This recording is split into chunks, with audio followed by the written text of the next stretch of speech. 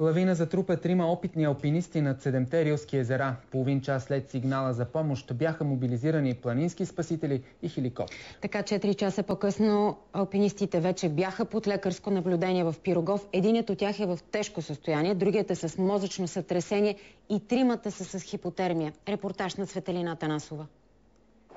3 приятели алпинисти тръгват тази сутрин от старата хижа 7-те Рилски езера за поредната си тренировка. Изкачили се до езерото Близнака и са започнали катерене по труден ледено-скален маршрут около 400 метра към езерото Сълзата.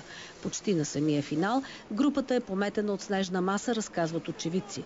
Алпинистите буквално са прелетели около 100 метра, но за щастие падат дълбок сняг. Към 2 часа първо се чухме, беше подаден сигнал от очевидци. Към 2:30 вече тръгнахме.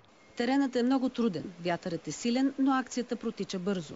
Благодарение на това, че беше осигурен хеликоптер от военно-въздушната база в Пловдив с 3 много опитни пилоти и 2 много опитни спасители, и ние 2 с Тушев в тежък район, много бързо помогнаха ни, разбира се, всички колеги, които бяха в района на 7-те езера.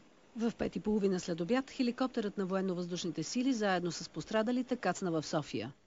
Какво е състоянието на момчетата? В тежко състояние, счупен крак, най-малкото оплаквания в